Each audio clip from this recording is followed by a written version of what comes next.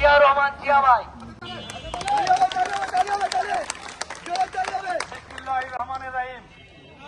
প্রিয় সহযোদ্ধারা, আজকে দীর্ঘদিন পর আমার দল, আমার প্রিয় দল বাংলাদেশ জাতীয়তাবাদী দলের ব্যানারে আমরা ছাত্র ওয়ার্ডের ছাত্র দল, যুব দল, স্বেচ্ছাসেবক দল, কৃষক দল সহ বিএনপি অঙ্গ সংগঠনের সমস্ত পর্যায়ের নেতা কর্মীরা একত্রিত হয়েছি সেই ফ্যাসিস্ট আওয়ামী লীগের বিরুদ্ধে।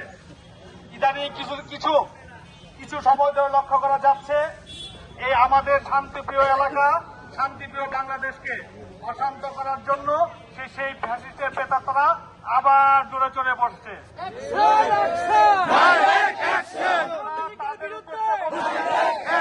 যুবলীগের বিরুদ্ধে, আওয়ামী লীগের বিরুদ্ধে আমরা তাদের উদ্দেশ্যে বলতে চাই, আপনারা কতটুক জোরে জোরে বলবেন?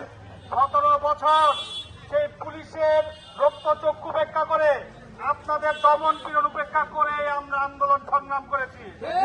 আমাদেরকে আন্দোলনের ভয় দেখিয়ে লাভ নেই। বাংলাদেশ জাতীয়তাবাদী দলের শুরু থেকে শেষ পর্যন্ত প্রতিটি নেতা কর্মী বাংলাদেশের সাথে, বাংলাদেশ জাতীয়তাবাদী দলের সাথে এক আছে। প্রমাণ হচ্ছে আজকে যে 7 নং ওয়ার্ড বিএনপি মিছিল শুরু করেছে, সেই মিছিলে মিরপুর থানার অন্যান্য ওয়ার্ডের নেতৃবৃন্দ উপস্থিত হয়েছেন। আমরা এক আছি, একত্রে আছি। আমরা যদি এক থাকি, একত্রে থাকি, আমাদের সামনে কোনো ভয় নেই। ফ্যাসিস্ট যতই আন্দোলন সংগ্রামের হুমকি দেয়, আমাদের জনসমর্থনের তরে তারা ভেসে যাবে। আর আমার প্রিয় সহযোদ্ধা, বড় ভাই, আগ্রহজন সবাইকে অনুরোধ করছি, ক্ষুদ্র ব্যক্তি স্বার্থে ফ্যাসিস্টের সাথে নিবেন না। আরে ভাইরা, গত 17 বছর ধরে আন্দোলন করেছেন। আপনার খোঁজ রাখলে আমি রেখেছি, আমার খোঁজ রাখলে আপনি রেখেছেন, আপনার পরিবার রেখেছে, আমাদের প্রিয় রাজনৈতিক অভিভাবক তারেক রহমান রেখেছে। এর বাইরে আপনার আওয়ামী লীগের মামা, চাচা, খালতো ভাই, বোতো ভাই, দুলা ভাই, খালা, কেউ কোনো কাজে লাগে না। এখন সে মামতো ভাই, খালতো ভাই, দুলা ভাই, খালা এইসব পরিচয় দিয়ে কম খারাপ আওয়ামী লীগ। আরে আওয়ামী লীগের মতো কম খারাপ নাই, আওয়ামী লীগ যেটা করে ওইটাই সর্বোচ্চ খারাপ। ভালো খারাপ আওয়ামী লীগেরই করেন না। আর সবচেয়ে বড় কথা, আমাদের মমতা বই মা, যাকে ভালোবেসে এই সংগঠন করেছি, বেগম খালদা যে বলে গেছেন, সাপকে বিশ্বাস করা যায়, আওয়ামী লীগকে বিশ্বাস করা যায়।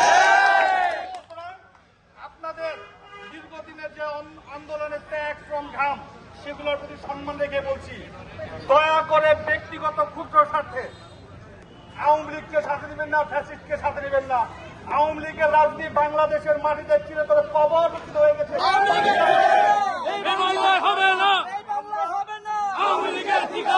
সবাই মিলে আন্দোলন সংগ্রাম করে ফ্যাসিস্টকে বিদায় করেছি। এখন সময় দেশ করার।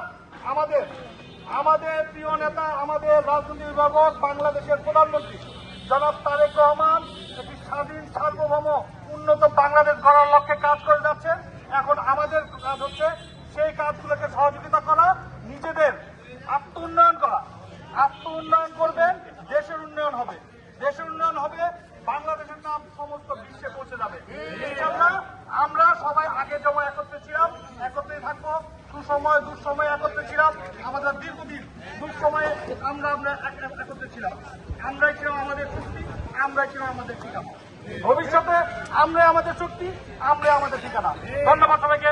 আল্লাহ হাফেজ। বাংলাদেশ জিন্দাবাদ।